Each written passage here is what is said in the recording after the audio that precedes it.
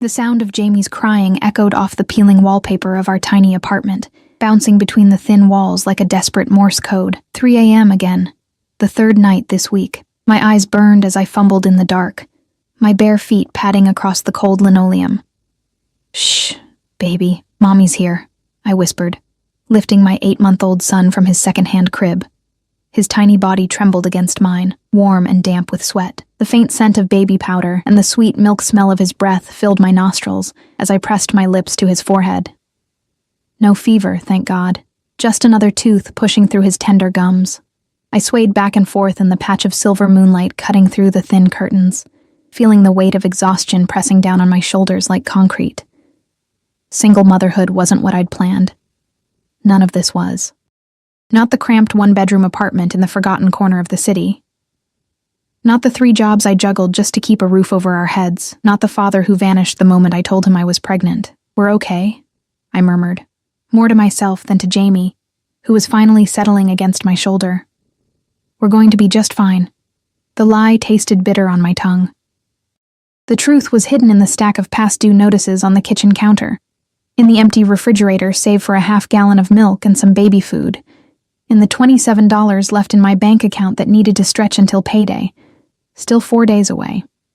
I slid down the wall onto the floor, cradling Jamie against my chest, and reached for my phone. 3:15 in the morning was as good a time as any to sort through the waitressing jobs on the employment app. My day job as a receptionist at Archer Medical Plaza barely covered rent, and my weekend shifts at the diner had been cut back. I needed something to fill the gap, even if it meant more hours away from Jamie, more money spent on the sitter. My thumb scrolled mindlessly through listings, each one blurring into the next, when a text from Melissa, my closest friend and sometimes babysitter, caught my eye. "Did you call that number I sent you? The restaurant is hiring and the tips are insane. You could make in one night what you make in a week at that greasy diner." I hadn't called. The restaurant, Elysium, was the kind of place where the wealthy went to see and be seen. The kind of place that wouldn't look twice at a sleep-deprived single mother with perpetually stained fingernails and drugstore makeup, but desperation has a way of silencing pride. With Jamie still nestled against me, his breathing now deep and even, I opened my voice recorder app.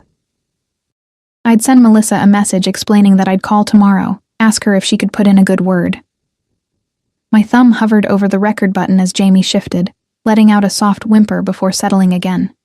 "Mel, hey, it's me," I whispered, conscious of Jamie's finally peaceful state.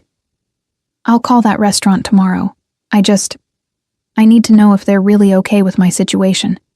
Jamie, and the hours, you know? I can't afford to lose another job if they decide a single mom is too much trouble." I paused, swallowing the knot in my throat. Things are tight right now, really tight. I'm scared, Mel. The landlord's threatening eviction, and Jamie's dad is still ghosting me on child support. I don't know how much longer I can. Jamie stirred again, releasing a louder whimper, and I stopped recording, soothing him with gentle pats on his back. When he settled, I finished my thought. "Anyway, call me when you can. Love you." I hit stop and, squinting in the dim light, tapped to send the voice message. Only when I looked back at the screen did my stomach drop to the floor. I hadn't sent it to Melissa. In my exhaustion, I'd sent the desperate confession to an unknown number, one I'd called earlier that day about a private catering job posting I'd found online. No, I whispered, frantically tapping at my phone, searching for a way to unsend the message. But the status already showed, delivered. Heat rushed to my face as embarrassment flooded through me. A stranger now knew my pathetic situation, had heard my baby's cries, my trembling voice confessing my failures. With shaking fingers, I typed out a quick apology. "I'm so sorry. Wrong number. Please ignore my previous message." I set the phone down, pressing my forehead against Jamie's soft hair, inhaling his scent to calm my racing heart. It didn't matter. Just some random person who'd never hire me now anyway. Just another door closing in my face. My phone buzzed, the screen illuminating the darkened room. "A reply already? At 3 a.m? Your voice message was received. The position is still available. Be at Elysium tomorrow, 4 p.m. sharp. Ask for Dominic. Bring your son if necessary." I stared at the message, reading it once, twice, a third time. The catering job posting hadn't mentioned Elysium. It had been for a private event at an undisclosed location, and how did they know about the restaurant position? A cold, prickling sensation crawled up my spine. Another message appeared. And Elena? Your financial troubles are about to end. My blood turned to ice. I never mentioned my name in the voice message. Sleep evaded me for the remainder of the night. Jamie eventually drifted off in his crib, while I sat cross-legged on my bed, the glow of my laptop illuminating my face as I searched for any information about Elysium and its owner. The restaurant was exclusive, as I'd suspected. Reservations required months in advance, no prices listed on the menu. If you had to ask, you couldn't afford it, and a strict dress code. The owner wasn't mentioned anywhere, just a parent company called Sartori Enterprises. When the first gray light of dawn filtered through my curtains, I'd made my decision. I would go to Elysium at 4. Not because of the mysterious text messages, but because I couldn't afford not to pursue any job opportunity. I'd simply clarify the confusion, apologize for the misdirected message, and hopefully interview for the waitressing position Melissa had mentioned. The day passed in a blur of routine, dropping Jamie at Mrs. Patel's apartment downstairs, rushing to catch the bus to the medical plaza, answering phones with a plastic smile, eating a granola bar at my desk instead of lunch to save money. By the time I picked up Jamie and returned to our apartment to prepare for the interview, my nerves were frayed. What does Mommy wear to meet a mysterious stranger who knows her name? I asked Jamie, who gurgled happily from his bouncy seat as I tore through my limited wardrobe. I settled on my one decent outfit, a simple black dress that could pass for professional or cocktail attire depending on accessories. The hem was slightly frayed, but perhaps no one would notice. I arrived at Elysium at 3:55 p.m., pushing Jamie's stroller through the crisp autumn air. The restaurant was housed in a renovated historic building, its facade elegant with clean lines and subtle lighting. Even from the outside, it exuded exclusivity. A doorman in a tailored suit stood at attention, his eyes scanning me from head to toe as I approached. "I'm here to see Dominic," I said, hating the tremor in my voice. "I have an appointment at 4. The doorman's expression didn't change, but he nodded once and opened the door. "They're expecting you, Ms. Riley, my last name." Now they knew my last name too. The unease that had been simmering all day threatened to boil over, but I pushed Jamie's stroller through the door anyway, desperation a more powerful motivator than fear. The interior of Elysium was breathtaking, soaring ceilings with crystal chandeliers, marble floors, and plush velvet seating in deep jewel tones. The air smelled of expensive cologne and truffle oil.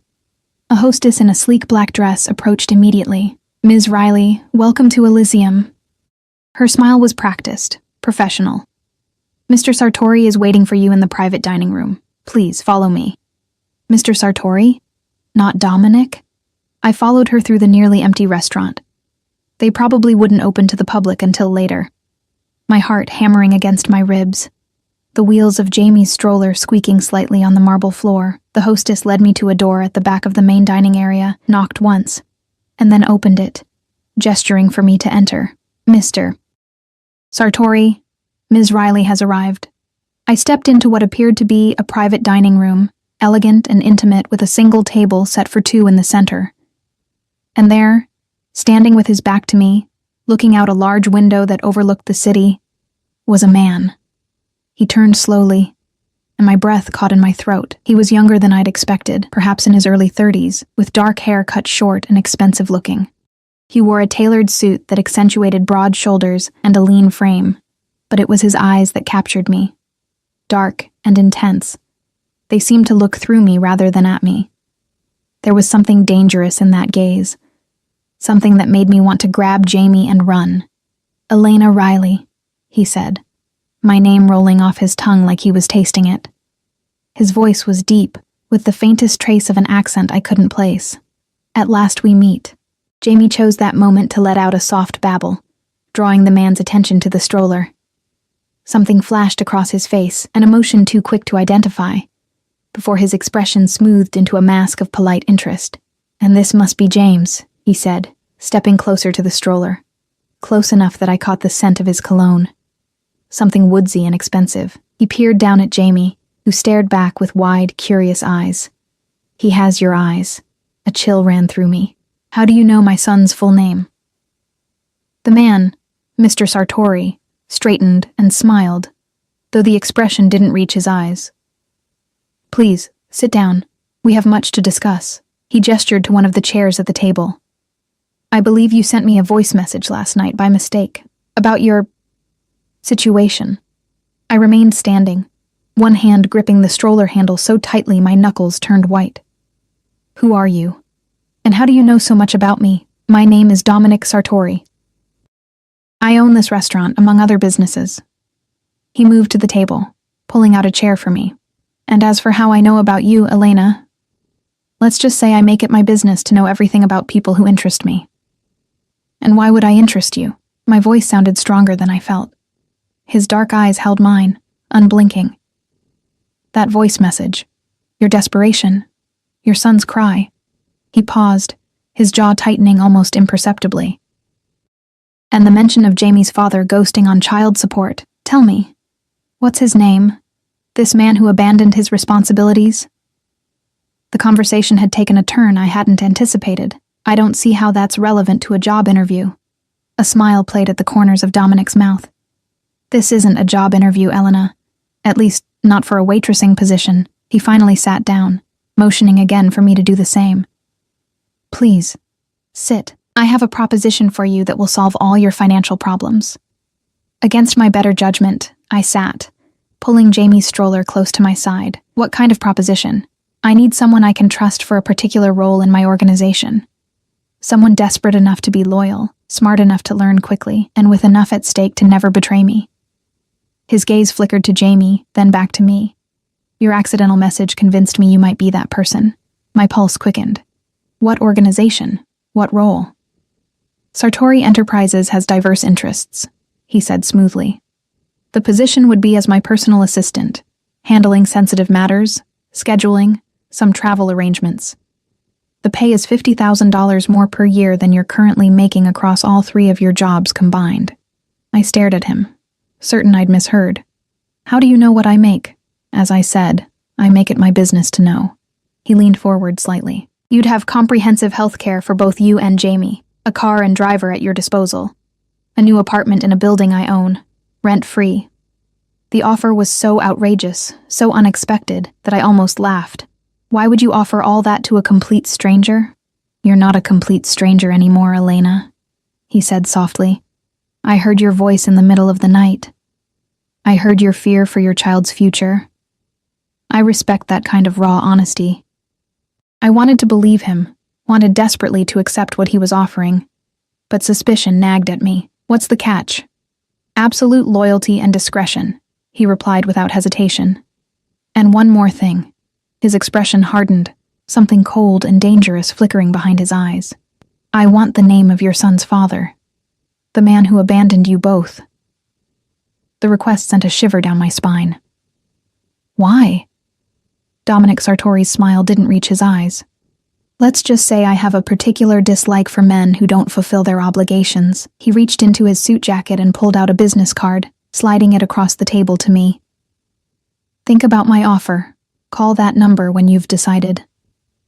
As I reached for the card, his fingers brushed against mine, sending an unexpected jolt of electricity up my arm. Our eyes met, and for a brief moment, I glimpsed something possessive in his gaze, something that made my heart race for reasons I didn't want to examine. "Why me?" I whispered. He stood, buttoning his jacket with an elegant flick of his wrist. "Sometimes, Elena, the right person comes into your life at exactly the right moment." His eyes dropped to Jamie, who was watching him with curious eyes.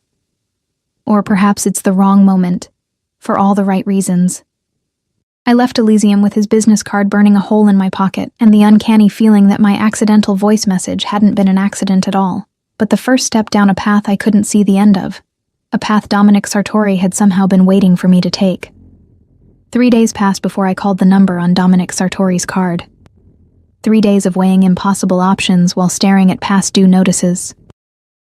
3 days of watching Jamie sleep and wondering what kind of mother considers working for a man who sends chills down her spine just by looking at her. The deciding factor came in the form of an eviction notice slipped under my door on the 3rd morning, giving me 72 hours to pay in full or vacate. I sat on the floor of my apartment, Jamie crawling over my legs as I dialed the number with trembling fingers. It rang only once. "Elena."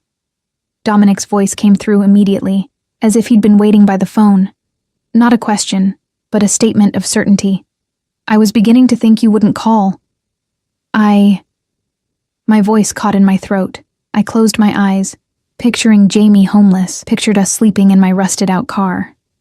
"I'm interested in your offer. Good." The satisfaction in his voice was palpable. "Pack essential items for yourself and Jamie. My driver will collect you in an hour. The rest of your belongings will be moved tomorrow." "An hour?" I glanced wildly around the apartment. "I haven't even given notice at my jobs. I can't just—" "All taken care of," he interrupted smoothly. "Archer Medical Plaza has received your resignation letter, effective immediately. The diner as well." A chill ran through me. "You had no right." "I had every confidence in your decision, Elena." His tone left no room for argument. 1 hour. Pack light. The line went dead before I could respond. I stared at my phone, my heart hammering against my ribs. What had I just agreed to, and how had he already arranged my resignations? As if my acceptance was a foregone conclusion. Jamie pulled himself up on the coffee table, babbling happily, oblivious to the crossroads we'd just passed. I scooped him up, breathing in his sweet scent, letting it center me. "It's just a job," I whispered to him. "Just a very strange, very well-paying job."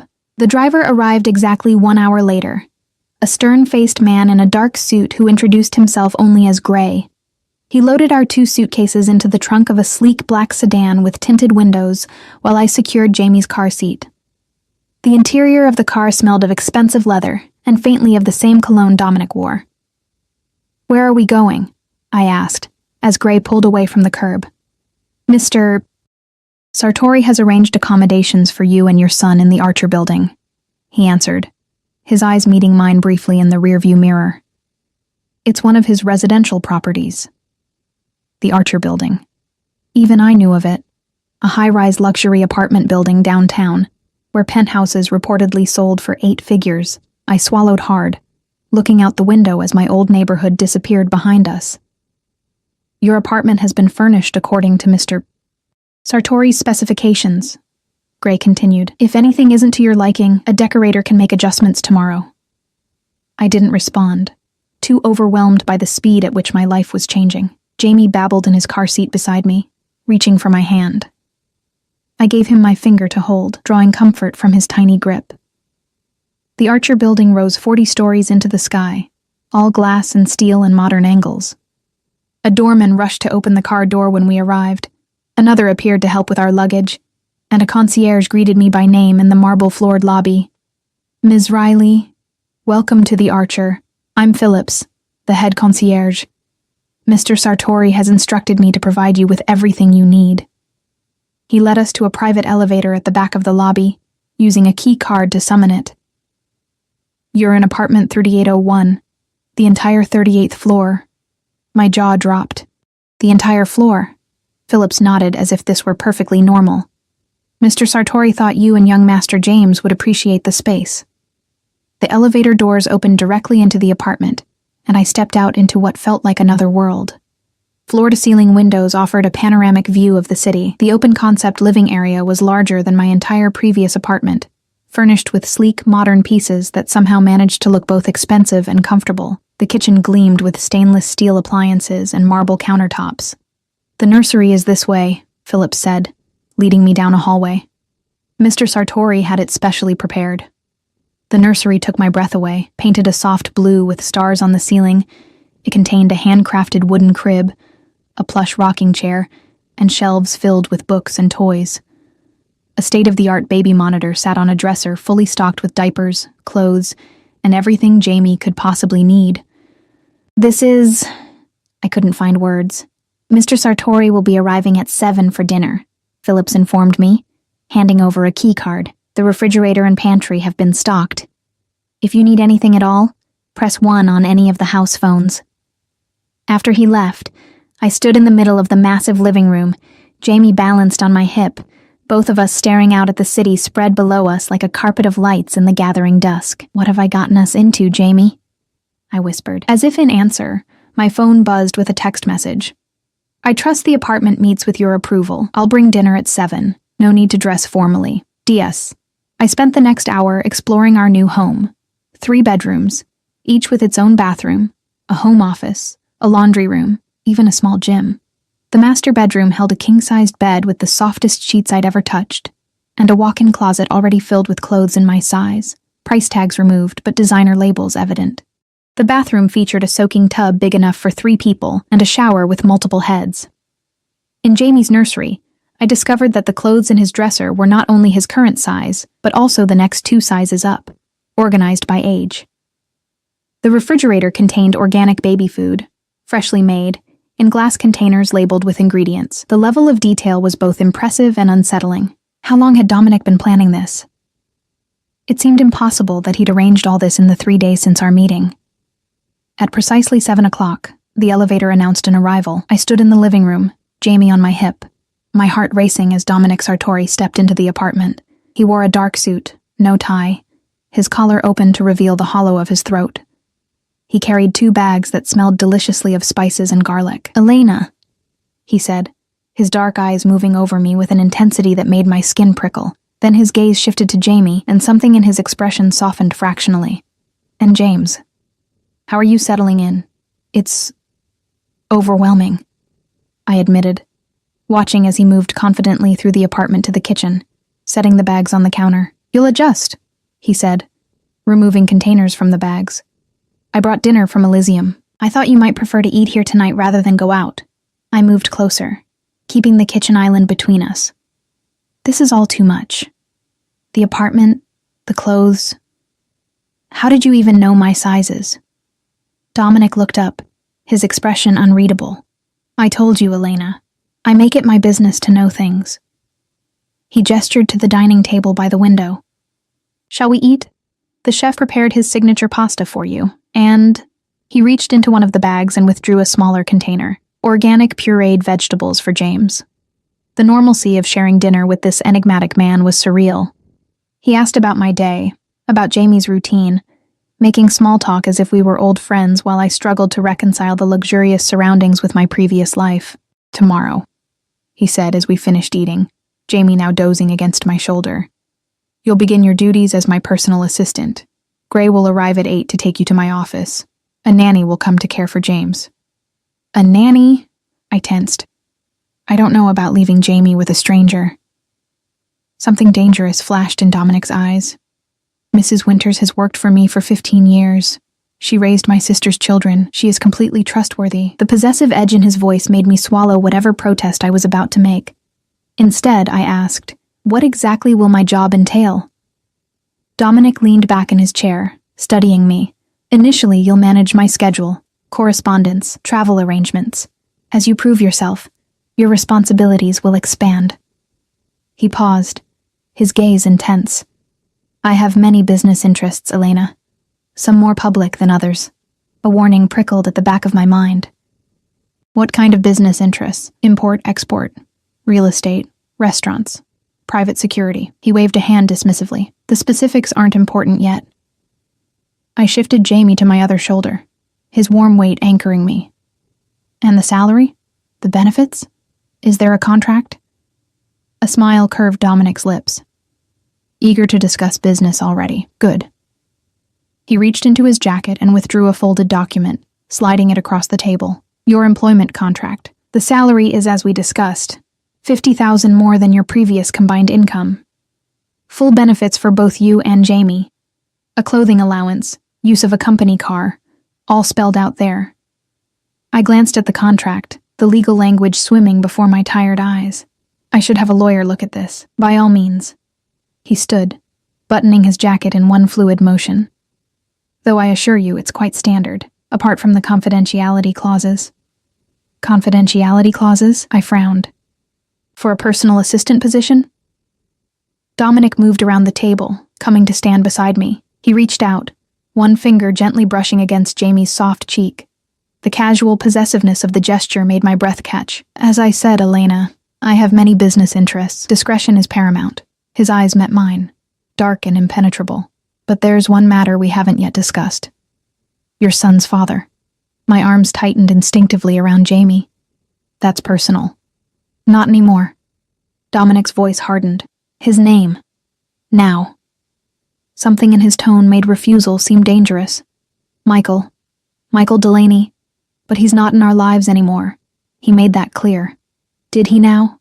Dominic's expression darkened. And what exactly did he take from you, besides his presence? I frowned. What do you mean? Your voice message mentioned he was ghosting on child support. But there was something else, wasn't there? His eyes bored into mine, seeing too much. Something of value. My heart hammered against my ribs. How could you possibly know about that? Dominic smiled, though it didn't reach his eyes. Let's just say Michael Delaney has made himself known to me in the past. In an unfavorable way. The implications of his words sent ice through my veins. Who are you, really? I told you. A businessman with diverse interests. He reached out, his fingers brushing a strand of hair from my face, the touch sending an involuntary shiver down my spine. Sign the contract, Elena, for Jamie's sake. I looked down at my sleeping son, then back at Dominic, whose dark eyes held promises and threats in equal measure. And if I don't? His expression hardened. Then you return to your old apartment, to your eviction notice, to choosing between paying rent and feeding your son. He paused, his voice softening slightly. I'm offering you security, Elena. Protection. For both of you. Protection from what? From men like Michael Delaney. He stepped closer, his scent enveloping me. From a world that doesn't care whether a single mother and her child survive or not. His voice dropped lower. I care, Elena. Perhaps more than I should. The intensity in his eyes made me take a step back. I need time to think, of course. He moved toward the elevator, but paused before pressing the button. 1 week's trial. No contract yet. See if the position suits you. His eyes held mine. But Elena? Don't make the mistake of thinking you can walk away easily. Not now that I've found you. The elevator doors closed on his enigmatic smile, leaving me alone in an apartment that suddenly felt like the most beautiful cage imaginable. Jamie stirred against my shoulder, whimpering softly in his sleep, and I pressed my lips to his head. It's okay, baby, I whispered, though I wasn't sure if I believed it myself. We're going to be okay. But as I moved through the luxurious apartment that night, putting Jamie to bed in his perfect nursery, I couldn't shake the feeling that I'd stepped willingly into a spider's web, drawn by the promise of security, blind to the predator waiting at its center. The first week working for Dominic Sartori passed in a dizzying blur. Each morning, Gray would arrive at 8 to drive me to Dominic's office, an entire floor in a gleaming downtown skyscraper with his name on it. Mrs. Winters, a stern but kind-eyed woman in her 60s, would arrive at the same time to care for Jamie. Despite my initial reservations, Jamie had taken to her immediately, and the way her professional demeanor softened when he smiled at her had eased my concerns. My duties were straightforward enough at first, managing Dominic's calendar, fielding calls, arranging meetings. His legitimate businesses appeared to be thriving. Elysium was just one of 6 high-end restaurants he owned throughout the city. He had real estate holdings, investment portfolios, and shares in everything from tech startups to pharmaceutical companies. But there were oddities I couldn't ignore. The locked room in his office suite that I wasn't allowed to enter. The meetings scheduled only as private business with no names attached. The way certain people, hard-faced men with watchful eyes, would arrive without appointments and be immediately shown into his office, where the soundproofing ensured I heard nothing of their conversations. And then there were the moments when Dominic would look at me with that possessive intensity that made my skin flush hot and cold at once. The casual touches that lingered a second too long, the way his eyes tracked my movements when he thought I wasn't aware. "You're adapting well," he remarked on Friday afternoon, appearing silently beside my desk as I finished typing an email to his attorney. I startled, nearly knocking over my coffee. "You move very quietly for a man your size," I said before I could stop myself. A smile played at the corners of his mouth. Years of practice. He leaned against my desk, close enough that I caught the now familiar scent of his cologne. "Are you and Jamie settling in at the Archer?" I nodded, trying to ignore how his proximity made my pulse quicken. "It's still an adjustment. But Jamie loves the space. And you? Do you find your accommodation satisfactory?" There was something in his tone, an underlying current I couldn't quite decipher. "It's beautiful," I admitted. More than I ever thought I'd have. His dark eyes studied me. "Yet you seem unsettled." I hesitated, weighing my words carefully. "I'm grateful for the opportunity, but I still don't understand why you chose me, or how you knew so much about me before we even met. Perhaps I saw something in you that I needed." His gaze was intense, searching. Loyalty, resilience, the fierce protectiveness of a mother. For an assistant job? For something more valuable? He straightened, checking his watch. "It's nearly 5. Gray will take you home. I have a business dinner tonight, but tomorrow evening I'd like you and Jamie to join me for dinner at my home." It wasn't a request. "Your home?" "Unless you have other plans?" The slight arch of his eyebrow made it clear he knew I didn't. "No," I said quietly. "No other plans." "Good." He reached out, his fingers brushing against my cheek so briefly I might have imagined it. 7 o'clock. Gray will collect you. That night, as Jamie slept in his perfect nursery, I paced the living room of our luxury apartment, my thoughts racing. I'd spent a week in Dominic Sartori's world, and the glimpses I'd caught behind his carefully constructed facade left me with more questions than answers. On impulse, I opened my laptop and searched his name. The results were what I'd expect for a successful businessman: articles about restaurant openings, quotes in business publications, photos at charity galas, but nothing personal. No mention of family beyond a sister living abroad. No scandals. No hint of anything beneath the polished exterior. I dug deeper, searching variations of his name, his businesses. An hour into my research, a pattern began to emerge. Reports of business rivals suddenly selling their holdings to Sartori Enterprises after personal difficulties. Restaurants that had refused his purchase offers suffering mysterious health code violations or electrical fires before eventually closing. The word Mafia appeared nowhere. Yet the shadowy outlines of organized crime seemed to hover just beyond the pixels on my screen. A knock at my door startled me so badly I slammed my laptop shut. Heart pounding, I moved to the entryway, checking the security monitor. Phillips, the concierge, stood in the hallway holding a large envelope. I opened the door, forcing a smile. "Phillips, is everything all right?" "Perfectly, Ms. Riley. Mr. Sartori asked me to deliver this to you personally." He handed me a heavy cream-colored envelope with my name written on it in elegant script. "At 11 at night?" I asked, unable to keep the suspicion from my voice. Phillips's expression remained professionally neutral. "Mr. Sartori's instructions often come at unusual hours. Will there be anything else?" I shook my head, thanking him before closing the door and turning the envelope over in my hands. My name looked stark against the rich paper, the handwriting distinctively masculine. I broke the seal and withdrew a single sheet of paper. "Elena, I trust your first week has met expectations. Enclosed you'll find your first week's salary in cash as promised. The contract remains available for your signature whenever you're ready. I look forward to dinner tomorrow. Wear the blue dress in the back of your closet. It matches your eyes. DS." I turned the envelope upside down, and a stack of $100 bills fell onto my coffee table. I counted them with trembling fingers. $5,000 for 1 week's work. More than I'd made in 2 months at my previous jobs combined. The money should have been reassuring. Instead, it felt like another silken strand in the web being spun around me.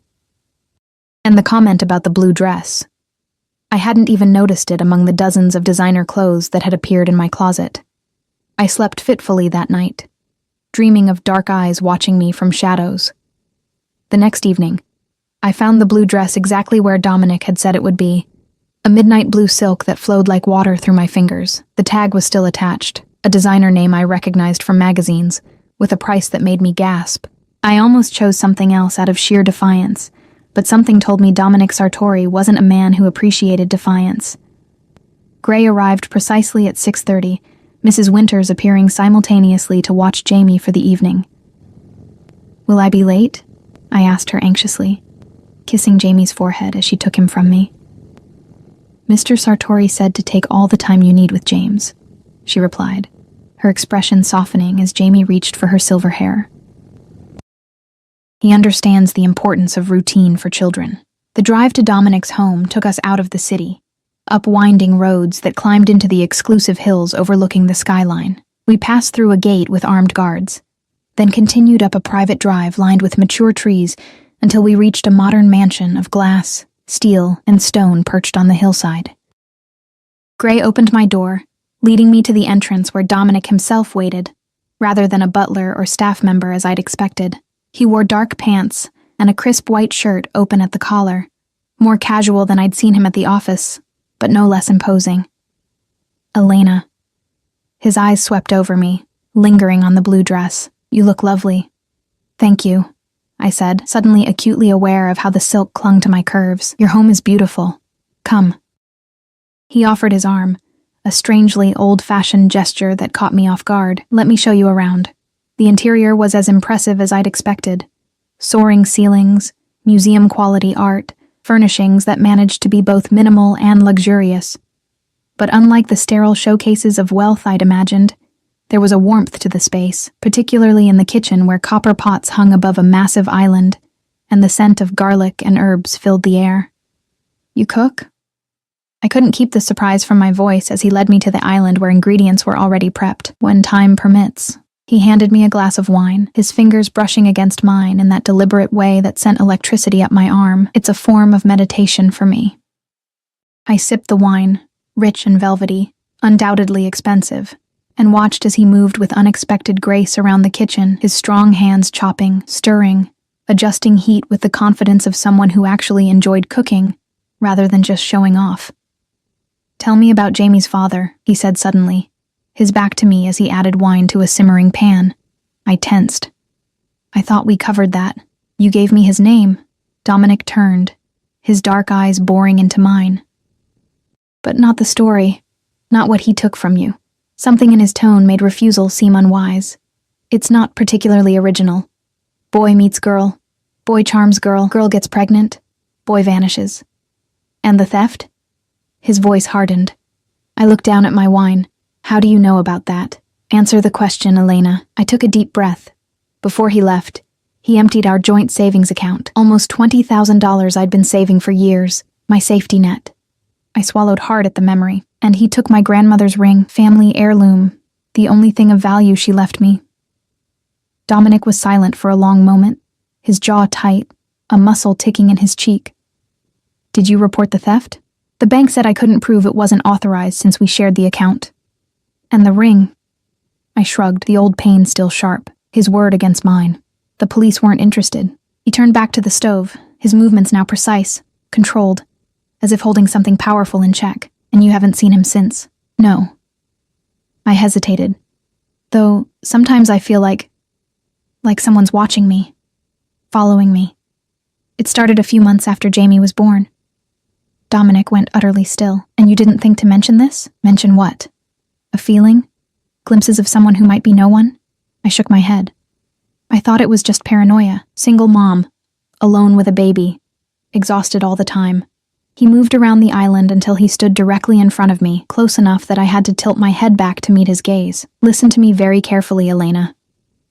If you ever feel that way again, watched, followed, you tell me immediately, day or night. Do you understand? The intensity in his voice sent a chill down my spine. Yes. Good. He reached out, his fingers tracing the line of my jaw. I protect what's mine. The possessive statement hung in the air between us. I should have been offended, should have corrected him that I wasn't his in any sense, but something in his touch, in the dark heat of his gaze, kept the words locked in my throat. He stepped back, returning to the stove as if the charged moment had never happened. Dinner's almost ready. Would you set the table? Everything's in that drawer. We ate at a table positioned to maximize the view of the city lights spread below us, the food exquisite, the wine flowing freely. Dominic was an attentive host, keeping the conversation light, asking about my childhood, my dreams before life had intervened. And what about you? I asked as we finished dessert, a decadent chocolate creation he'd somehow whipped up between courses. You know everything about me, but I know almost nothing about you. A shadow crossed his face. There's not much to tell. Everyone has a story, I pressed. Emboldened by the wine and the strange intimacy of sitting in his home, he studied me for a long moment, then nodded slightly, as if coming to a decision. My parents died when I was 12. Car accident.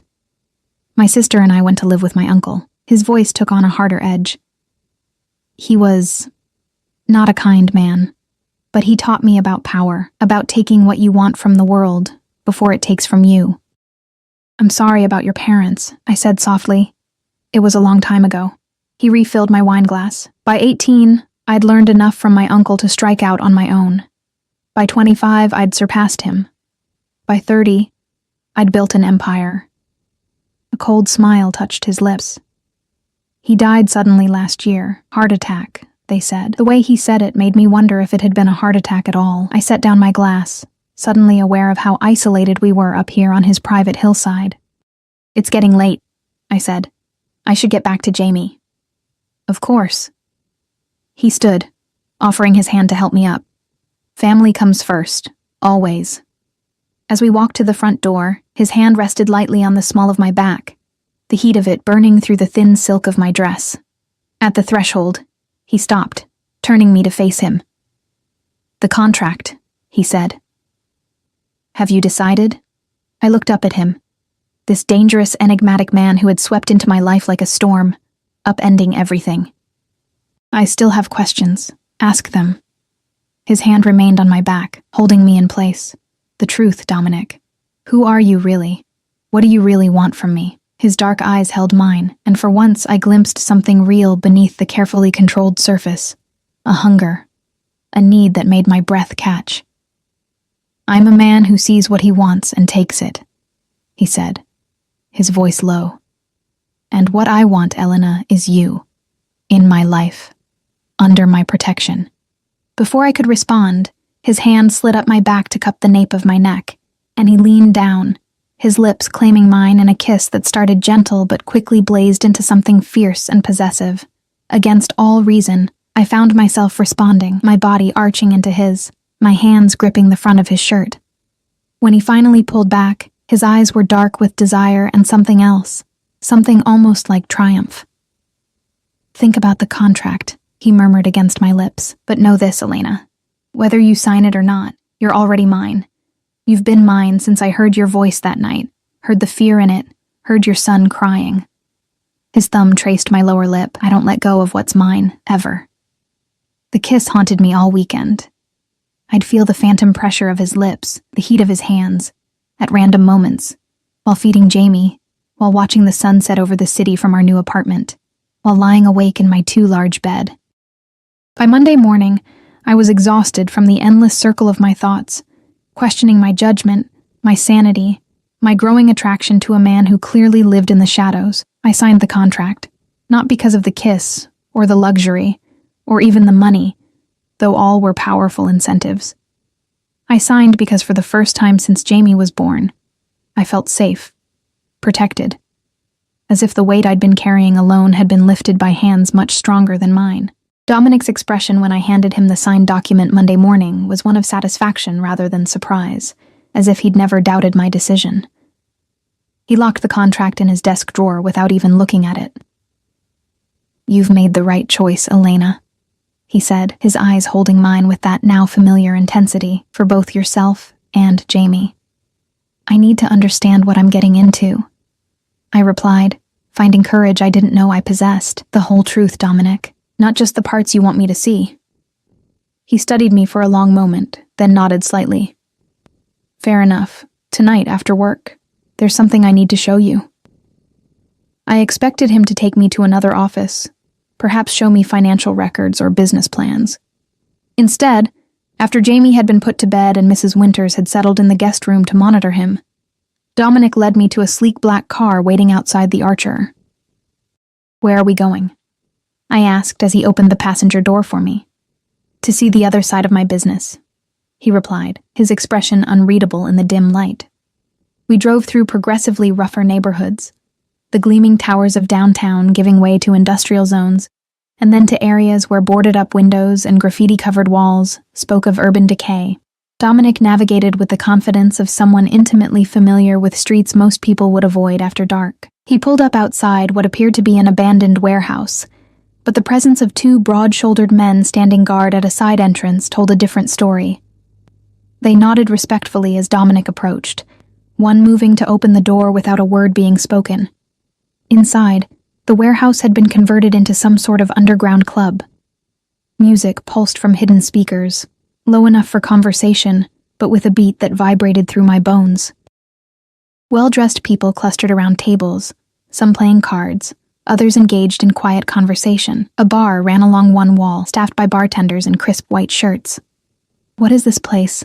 I asked, staying close to Dominic's side, as numerous eyes tracked our progress through the room. "One of my more lucrative ventures," he replied, his hand resting possessively on the small of my back. "Private gambling, by invitation only." "Is it legal?" His lips curved in a smile that didn't reach his eyes. "Not entirely." He guided me through the main room to a door at the back, guarded by another stern-faced man who stepped aside immediately. Beyond was a smaller room with a large round table where 6 men sat playing poker, stacks of chips piled in front of them. They looked up as we entered, and I felt the weight of their assessment, their eyes moving over me in a way that made me instinctively move closer to Dominic. "Gentlemen," Dominic said, his voice carrying a subtle edge of authority that instantly commanded attention. "Continue your game. I'm just showing Ms. Riley around." One of the men, older than the others with silver at his temples, smiled thinly. "So, this is the new assistant we've heard about. The single mother." The way he said it made my skin crawl. Dominic's arm slid around my waist, pulling me firmly against his side in a gesture that was unmistakably possessive. "Ms. Riley is under my protection, Romano." Dominic's voice was pleasant, but I felt the tension in his body, like a predator prepared to strike. "I trust that's understood." The man, Romano, raised his hands in a conciliatory gesture, though his eyes remained cold. "Perfectly clear, Sartori. No disrespect intended." Dominic nodded once, then guided me from the room, his grip on my waist not relaxing until we were back in the main area. He led me to a private corner booth where a bottle of champagne and 2 glasses awaited. "You arranged this in advance," I said, as he poured the champagne. "You knew I'd sign the contract today." I was confident. He handed me a glass, his fingers brushing against mine. "What do you think of my establishment?" I looked around at the illicit gambling, the expensive clothes, the undercurrent of danger. "I think it explains a lot about you." I met his gaze. "You're not just a businessman, are you?" "I'm many things, Elena." He sipped his champagne, his dark eyes never leaving mine. "A restaurateur, a real estate developer, and yes, someone who operates in areas outside the strict confines of the law, a criminal," I said bluntly. "A man who creates order and chaos." He set his glass down. "The world isn't black and white, Elena. There are necessary shadows. I work within them. Why show me this? Why risk exposing yourself?" He leaned forward, close enough that I could smell his cologne, feel the heat radiating from his body. "Because I need you to understand exactly who I am, what I am. The contract you signed, it binds you to more than just a job. It binds you to me, to my world." A chill ran through me despite the warmth of the room. "What does that mean exactly?" "It means you'll see things, hear things, that exist outside the boundaries of your previous life." His voice dropped lower. "It means your loyalty to me must be absolute. It means that you and Jamie are now under my protection, permanently." "And if I wanted to leave?" I asked, my voice barely above a whisper. His expression hardened. "That wouldn't be possible."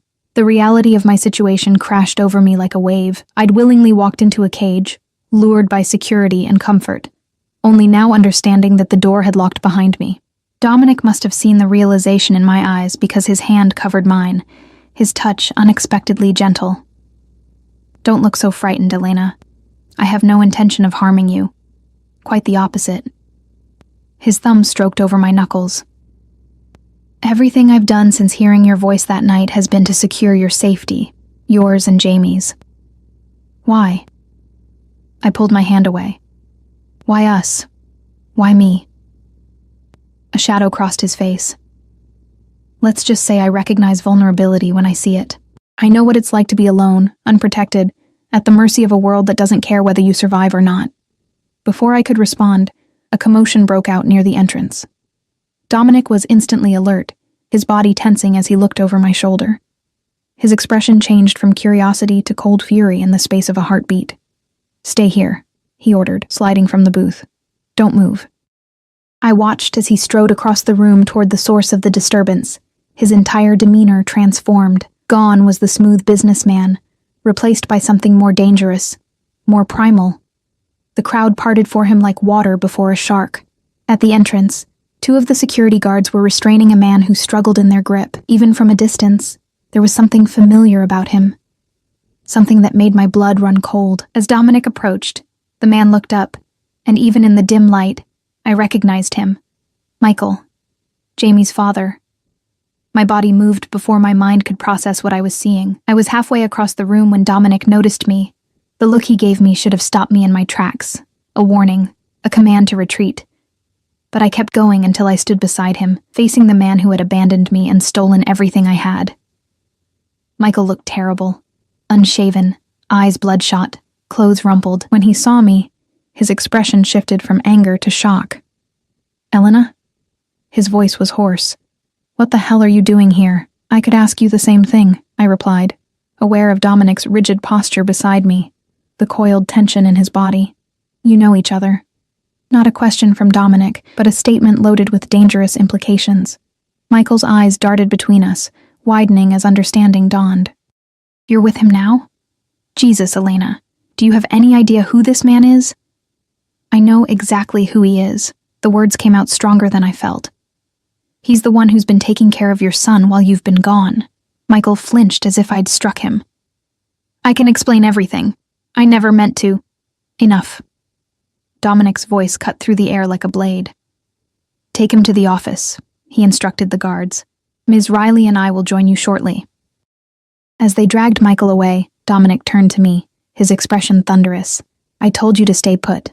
That's Jamie's father," I said, trembling now with the shock of the confrontation. "What is he doing here?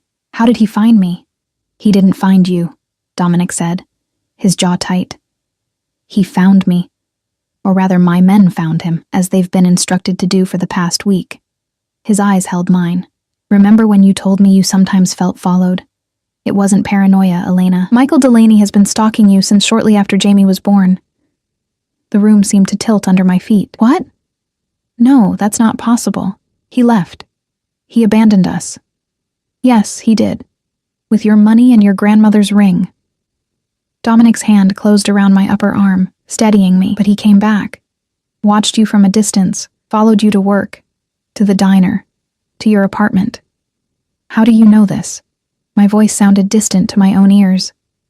"Because the moment you told me about him, I put men on finding him." Dominic's expression was cold, calculating. What I didn't expect was for him to show up here, trying to see me. Apparently he recognized my car outside your building and has been looking for a way to approach me ever since. "Why would he want to see you?" Dominic's smile was devoid of warmth. "Let's find out, shall we?" The office was at the back of the warehouse. A surprisingly well-appointed room with leather furniture and a large desk. Michael sat in a chair, the guards positioned behind him. He looked up when we entered, his eyes locking on mine with an intensity that made me uncomfortable. "5 minutes," Dominic said to the guards. "Wait outside." When the door closed behind them, Dominic moved to lean against the desk, positioning himself between Michael and me. "Explain yourself, Delaney. Why have you been following Ms. Riley? Why were you looking for me?" Michael swallowed hard, his eyes darting between us. "You don't understand. I had to leave. They gave me no choice." "Who gave you no choice?" I demanded. The anger I'd suppressed for months finally breaking free. "Who forced you to steal my savings?" "My grandmother's ring?" "The ring was collateral," Michael said, his voice cracking. "The money, too. I owed people. Dangerous people. They threatened you and the baby if I didn't pay. So your solution was to steal from me and disappear?" The betrayal stung fresh, even after all this time. "I was trying to protect you," Michael insisted. "I've been watching over you, making sure they didn't come after you next. When I saw Sartori's car at your building, I thought..." He trailed off, looking at Dominic with naked fear in his eyes. "You thought I was there to collect on your debt?" Dominic finished, his voice dangerously soft. "Tell me, Delaney, who exactly did you owe money to?" Michael hesitated, then whispered, "Romano. Victor Romano." The name struck a chord. The older man at the poker table who had commented on me, who Dominic had warned off. I looked at Dominic, whose expression had turned to granite. And the debt? Dominic pressed. How much? 15,000, Michael admitted, looking down, plus interest. It's over 30 now, I can't pay it. That's why I came looking for you. Everyone knows you're the only one who can challenge Romano's authority in this city. Dominic was silent for a long moment, his eyes calculating. Finally, he straightened. Where is the ring? Michael blinked, caught off guard by the question. What? Elena's grandmother's ring. Where is it? Romano has it, Michael said, his voice small, like I said, collateral. Dominic nodded once, as if something had been confirmed. Wait here, he instructed, then took my arm and led me from the office, closing the door behind us. In the hallway, he turned to me, his expression softer than I'd expected. Are you all right? I wasn't sure how to answer. My mind was spinning with revelations. Michael's debt, his claim that he'd been protecting us, the involvement of Romano. I don't know, I admitted. This is all overwhelming. Dominic's hand came up to cut my cheek, his touch surprisingly gentle for a man I'd just watched transform into something dangerous. Listen to me, Elena. I'm going to take care of this, all of it. But I need you to trust me. Can you do that? I looked into his dark eyes, searching for reassurance in their depths. Despite everything I'd learned tonight, or perhaps because of it, I found myself nodding. Yes. His thumb stroked my cheekbone, a tender gesture at odds with the controlled violence I sensed beneath his surface. Good, now I need you to go home to Jamie. Gray is waiting outside. He'll take you back to the Archer.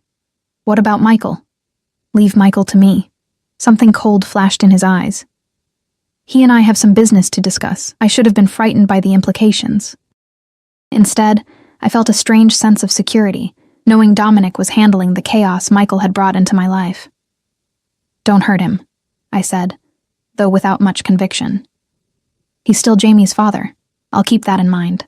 Dominic leaned down, pressing his lips briefly to mine in a kiss that felt like a promise and a claim all at once. Go home, Elena. I'll come to you when it's done. Gray drove me back to the Archer in silence, but I felt his occasional glances in the rearview mirror. He knew something significant had happened tonight, something that had shifted the delicate balance of my new life with Dominic. He'll be all right, Ms. Riley, he said as we pulled up to the building, the first personal comment he'd ever made to me. Mr. Sartori knows what he's doing.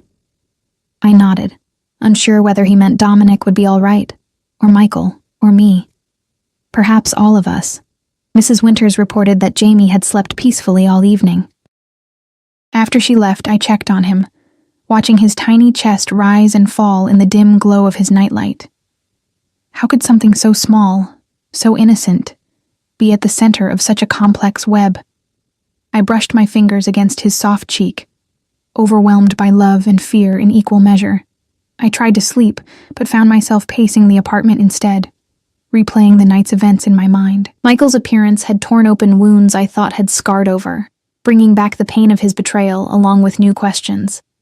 Had he really been watching over us all this time? Had his disappearance truly been an attempt to protect us? And what would Dominic do with him now? It was nearly 3 a.m. when the private elevator hummed to life. I stood in the center of the living room, my heart pounding as Dominic stepped out.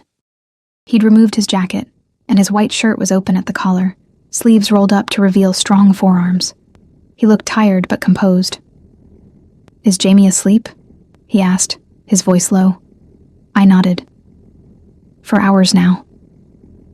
I searched his face, looking for clues. Michael? Alive, if that's what you're asking. He moved to the bar cart in the corner, pouring himself a measure of amber liquid.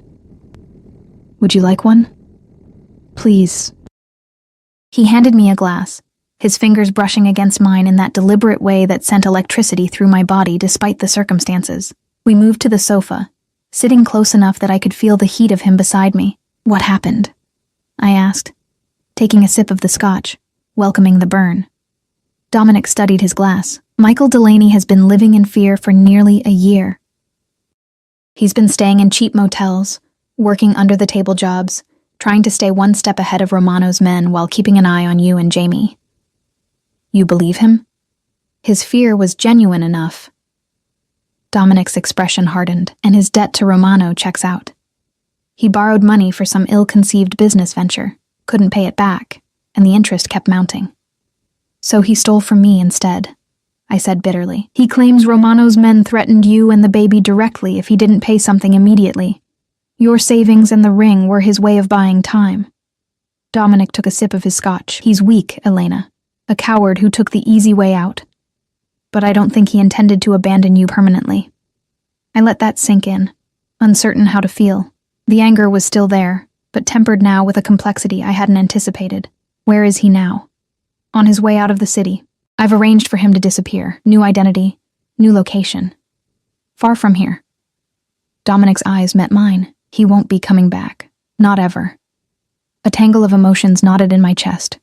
Relief, sorrow, a strange sense of loss for something that had never really existed. Did you threaten him? Dominic's smile was cold. I didn't have to. The choice was simple. Disappear willingly with enough money to start over, or disappear permanently. He reached into his pocket and withdrew something small. He did ask me to give you this. My breath caught as he placed my grandmother's ring in my palm. The familiar weight of it, the worn gold band with its modest diamond, brought tears to my eyes. How did you get this? I whispered. I paid his debt to Romano. The ring was part of the negotiation. His voice was casual, as if he hadn't just spent tens of thousands of dollars to retrieve a piece of jewelry whose monetary value was minimal compared to his wealth. I closed my fingers around the ring, overcome. Why would you do that? Because it matters to you, he said it simply, as if it were the most natural thing in the world. And what matters to you matters to me now. I looked at him through tear-blurred eyes. I don't understand you, Dominic. Any of this. He set his glass down and took my free hand, his thumb stroking over my knuckles. What don't you understand? Why me? Why go to all this trouble for a woman you barely know? For her child? There are thousands of single mothers struggling in this city. What made me different? Dominic was silent for a moment, his expression softening in a way I'd rarely seen. That night, when I heard your voice message, there was something in it that resonated with me. The vulnerability, yes, but also the strength. The determination to protect your child at all costs. He paused, his jaw tightening. My mother had that same quality. Before she died, she fought like hell to keep my sister and me safe, to give us a future. It was the most personal thing he'd ever shared with me. I held my breath, afraid to break the spell of his rare openness. When my parents died and we went to live with my uncle, that protection vanished, he continued, his voice taking on a harder edge. We were at his mercy, and he had none. I swore then that I would never be vulnerable again, that I would build power enough to protect what was mine. His dark eyes held mine. When I heard your voice that night, heard Jamie crying, something in me recognized something in you, a mirror of what I once was. Vulnerable, but fighting. So this was, what? Charity? Pity? I couldn't keep the edge from my voice. No, he said firmly, never that. His hand tightened on mine. It was recognition, connection, and yes, something more selfish. His gaze intensified. Possession, Elena. From the moment I heard your voice, I wanted you. In my life, under my protection. Mine. The possessiveness should have frightened me, should have sent me running. Instead, it ignited something in my core, a warmth that spread through me like wildfire. You can't just claim people, Dominic. Can't I? His smile was dangerous, seductive. I've built my empire on taking what I want. And I want you. I want Jamie. I want the family I never thought I'd have. The word family hung in the air between us, loaded with meaning. Is that what this is? You're... what? Acquiring a ready-made family? I'm protecting what's mine, he corrected, reaching up to brush a strand of hair from my face. The fact that I want you, desire you, is a separate but equally powerful motivation. My cheeks flushed hot at the naked hunger in his eyes. And what about what I want? Tell me what you want, Elena, he said, his voice dropping lower. Tell me honestly. I looked at him. This dangerous, complex man who had swept into my life like a storm, upending everything. who had shown me both darkness and unexpected tenderness, who had retrieved my grandmother's ring and banished the shadow of Michael from our lives. Security, I admitted. Safety for Jamie. A future without constant fear. I took a deep breath. And you. God help me. I want you too. His eyes darkened with desire at my confession. He leaned forward, his hand sliding to the nape of my neck, pulling me toward him until our lips met in a kiss that started tender, but quickly blazed into something fierce and demanding. I melted into him, my body responding with an intensity that both thrilled and terrified me. When we finally broke apart, both breathing heavily, he pressed his forehead to mine. "Stay with me, Elena," he murmured. "Be mine. Let me be a father to Jamie. Let me give you both everything you deserve." "Even knowing what you are," I whispered. "What you do." He pulled back slightly, his expression serious. "I won't lie to you. Ever. The world I inhabit has shadows, dangers. But I swear to you that you and Jamie will only ever know the light parts of it. My protection will be absolute, and if I say yes," I searched his face. "What then?" "Then we build a life together." His hand caressed my cheek. "On your terms, at your pace. I'm a patient man when the prize is worth waiting for." I thought of the life he was offering. Security, luxury, his fierce protection. I thought of Jamie, growing up with a father figure who would move heaven and earth to keep him safe. I thought of the darkness that surrounded Dominic, the violence I'd glimpsed beneath his controlled exterior. Could I reconcile these things? Could I build a life with a man who operated outside the boundaries of law, but had shown me more care and consideration than I'd ever known? In the end, the decision felt inevitable, as if I'd been moving toward this moment since that fateful voice message sent in exhausted desperation. "Yes," I whispered, feeling as if I were stepping off a cliff and trusting him to catch me. "Yes." The smile that spread across his face transformed him, erasing the hardness, revealing the man beneath the armor. He pulled me into his arms, holding me against his chest so tightly I could feel his heartbeat, strong and steady. "You won't regret this," he murmured against my hair. "I swear to you, Elena, you and Jamie will want for nothing. No one will ever hurt either of you again." In the soft light of my luxury apartment, with my grandmother's ring warm in my palm and Dominic's arms around me, I believed him. The world outside might be full of dangers, and the man holding me might be part of those dangers. But here, in this moment, I felt safer than I ever had. As if sensing my thoughts, Dominic tilted my chin up, his dark eyes meeting mine with an intensity that took my breath away. "Mine," he whispered, the word both a claim and a promise, both of you. Always. And as his lips found mine again, sealing our future with a kiss that burned away all doubts, I surrendered to the truth that had been inevitable from the moment his name appeared on my phone screen. I was his. And somehow, against all odds, this dangerous, powerful man was mine as well.